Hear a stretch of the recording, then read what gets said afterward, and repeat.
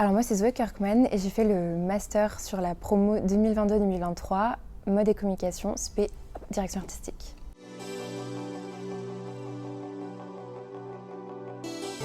Donc moi à la sortie de Supmode, fait tout de suite une petite passation en CDI et j'ai tout de suite compris que ça me correspondait pas.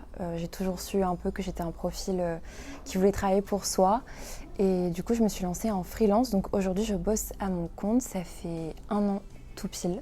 J'ai plusieurs casquettes, donc je suis à la fois consultante en stratégie digitale, content manager, créatrice de contenu UGC et créatrice de contenu à venir.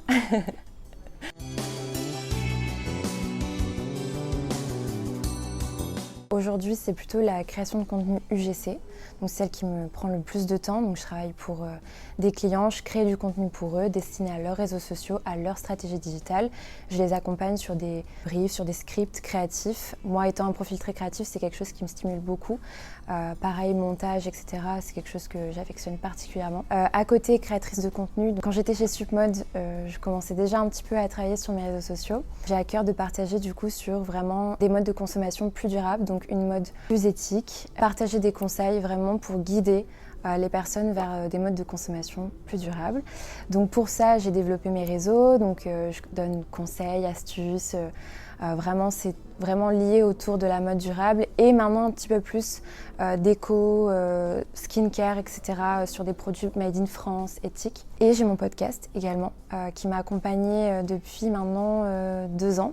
Il est un petit peu en pause en ce moment, mais c'est un podcast où justement j'ai à cœur d'interviewer des personnes dans ce métier-là qui ont des small business éthiques, mettre en avant leur travail, puis parler de ce côté surconsommation, comment parer à tout ça, quelles alternatives sont possibles. Et c'est vraiment un podcast pour ouvrir à la discussion et surtout l'objectif quand j'ai lancé ce podcast, c'était vraiment de déculpabiliser sur le fait de parfois craquer en fast fashion, ça arrive et le but c'est pas de montrer un message quand tu te lances dans la mode éthique, tu dois être 100% parfait. Je pense qu'il y a beaucoup d'autres alternatives, parfois ça nous arrive de craquer en nourriture, pas forcément acheter des produits locaux. Pareil pour la déco, pareil pour la skincare, pour la maison, etc. Donc vraiment, le podcast avait pour but de mettre une limite à ça, de pas penser que tout est forcément dans l'extrême et de trouver un équilibre entre consommer bien pour soi et pour la planète.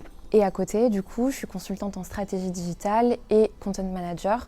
Donc là, vraiment, j'accompagne des clients en freelance sur leur stratégie digitale, planning éditorial, les campagnes méta, vraiment tout ce qui va pouvoir booster une entreprise grâce aux réseaux sociaux. De préférence dans le secteur de la mode, de la beauté et de la skincare, etc.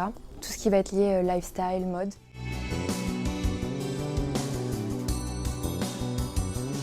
Alors pour les outils que j'utilise, pour la partie plus création de contenu pur et dur pour moi et pour mes clients, donc UGC et création de contenu, ça va être donc des logiciels de montage bien évidemment. Donc moi je suis un peu adepte de CapCut. J'utilisais Premiere Pro il y a 2 ans, logiciel que j'ai beaucoup aimé, plus pour YouTube. En fait aujourd'hui CapCut c'est vraiment un outil optimal. Il a tout pour faire un montage de qualité, dynamique. Tu as tout à disposition dans cet outil-là, donc c'est un outil que je favorise pour tout ce qui va être lié au montage. Alors concernant l'organisation pour tout ce qui va être script, idées créatives, etc. Moi j'utilise Notion, c'est vraiment mon outil principal pour également mon organisation personnelle. Je fais aussi mes plannings édito sur Notion. J'ai trouvé comment optimiser en fait ma façon de travailler avec Notion pour les réseaux sociaux. Et après pour la partie content manager et tout ce qui va être lié à la communication pure et dure. Pour la planification, j'ai déjà recommandé Rapidly pour planifier. C'est vraiment un outil de planification hyper intuitif, super simple quand on est débutant et qu'on a envie de proposer une solution très simple pour une entreprise qui n'est pas forcément experte en communication, qui a des alternants et qu'il faut les former sur un outil de planification. Je pense que c'est un outil simple, optimal également et vraiment facile d'utilisation. Ensuite, j'utilise Meta. Meta, notre grand ami quand on travaille dans la communication, pour tout ce qui va être lié aux sponsorisations, aux publicités, à l'ADS en général, ça va être Meta. Je planifie pas avec Meta, je planifie avec Rapidly ou avec Instagram, parce qu'avec Instagram on planifie assez facilement, on peut programmer les posts et c'est assez facile, sauf pour les stories malheureusement. Pour le podcast du coup, j'enregistre avec Audition, donc c'est la suite Adobe. C'est un outil d'enregistrement assez facile également. Après, la suite Adobe, c'est quand même des outils pro, donc ça demande une mini formation. Moi, je m'étais assez formée sur Audition avant quand même. C'est pas CapCut, c'est pas InShot. On est vraiment sur une timeline auditive où tu peux travailler vraiment par minutie tes enregistrements audio. Donc ça va être Audition pour moi, pour le podcast. Pour mes réseaux, les stories, je vais les travailler principalement avec Canva. Je trouve que c'est un outil pareil, très très simple. Au début, j'étais hyper réticente de travailler avec Canva parce que j'ai toujours bossé avec la suite Adobe, toujours. Donc InDesign, Illustrator, vraiment. Je me suis toujours servi de ces outils et je me suis rendu compte qu'en fait, pour gagner du temps, même si on maîtrise bien la suite Adobe, Canva, c'est très simple d'utilisation. C'est très fonctionnel. Tu trouves tout, tu as de tout. Et même aujourd'hui, du coup, pour moi, mes réseaux personnels, j'utilise Canva pour tout ce qui va être ajout de typos, effets sur certaines stories. Et on me demande souvent d'ailleurs comment je stylise mes stories. Et du coup, ça va être avec les typos Canva. Je vais trouver celle qui me ressemble le plus pour vraiment dégager un univers. Donc ouais, Canva, outil assez simple.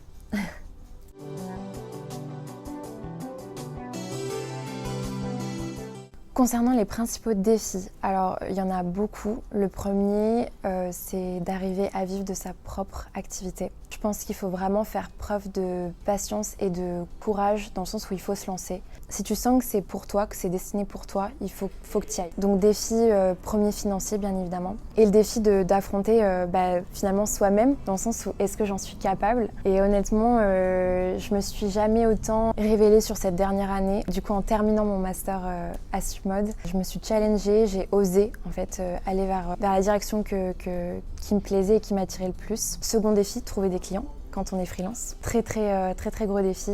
On a tendance à dire que le réseau impacte énormément quand tu es freelance. Moi je suis partie avec rien, j'ai quitté Bordeaux, ma région où j'ai vécu toutes mes études, donc 6 ans. Je suis allée à l'autre bout de la France, sur Nice, et je connaissais personne, vraiment. J'avais aucune attache sur la région. Et le réseau, quand c'est comme ça, c'est ultra compliqué.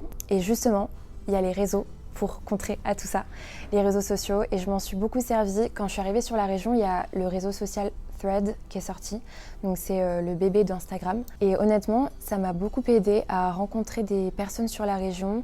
J'ai fait des très belles rencontres, que ce soit professionnelles et amicales, et automatiquement quand on s'entoure, et après c'est du bouche à oreille, c'est je connais Zoé qui fait ci, qui peut t'accompagner sur ça. J'ai accepté aussi beaucoup d'événements. Quand on me propose quelque chose, je me force à sortir de ma zone de confort, c'est ultra important. Et d'ailleurs c'est un conseil que je donne, c'est si vous avez des opportunités qui vous ressemblent, qui collent à vos valeurs, faut y aller. Dans le sens où ça peut vous ouvrir des portes. Il y a plein de fois où j'ai hésité, où je me suis dit ouais mais c'est pas très éco-responsable parce que je suis très alignée avec mes valeurs, donc j'ai pas envie de sortir de cette branche en me disant demain j'ai une opportunité pour une marque qui est pas éthique, je vais la refuser automatiquement parce que ça rentre pas dans mon éthique à moi, dans mes valeurs. Même si c'est des opportunités intéressantes, je sais que j'ai une ligne directive et que j'ai envie de la garder, que ce soit dans mon travail, que ce soit dans ma vie personnelle. J'essaie en tout cas de la suivre de la meilleure des manières. Mais ouais, du coup, accepter les opportunités qui s'ouvrent à soi, si elles rentrent en accord avec qui on est. Honnêtement, il faut foncer, il faut sortir de sa zone de confort. C'est là qu'on rencontre le plus de personnes, et dégager vraiment qui on est, parce qu'à partir de ce moment-là, tu seras recontacté après, tu vas trouver d'autres clients, etc. D'ailleurs, je pense à un outil, Malte. Un outil pour les freelances, Malte, c'est un super outil. Honnêtement, j'ai trouvé quelques clients grâce à Malte. Il faut créer un profil, montrer un petit peu ses compétences et son travail déjà établi en amont, montrer qu'on est créatif, qu'on est entreprenant, qu'on fait des choses sur notre temps libre, c'est ultra important. Et honnêtement, grâce à ça, j'ai trouvé quelques clients avec Malte.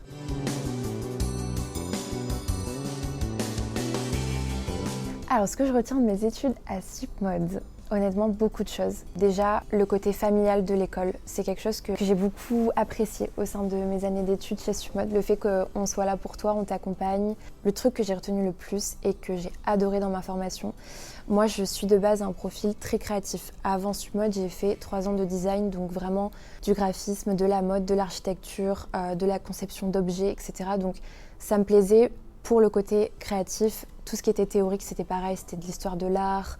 Donc on était vraiment... Je berçais dans un monde que de la créa en fait. Et quand je suis arrivée au Master Submod, ce qui me manquait, mais crucialement, c'était la partie business, stratégie, marketing.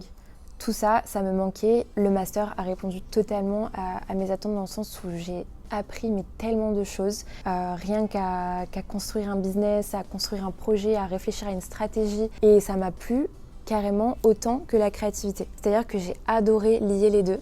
Et je pense que c'est aussi très important quand on veut se lancer en freelance, c'est se rendre compte qu'il faut aussi avoir plusieurs casquettes. Honnêtement, découvrir ce milieu plus business, marketing, entrepreneuriat aussi, ça m'a fait me rendre compte que lié à ce que j'estime profond en moi, la créativité, ça a donné quelque chose qui a marché pour moi. C'est-à-dire qu'après, j'étais fixée, c'était ok, je vais me lancer en freelance, je sens que c'est pour moi, j'ai les armes et j'ai envie de me battre pour ça.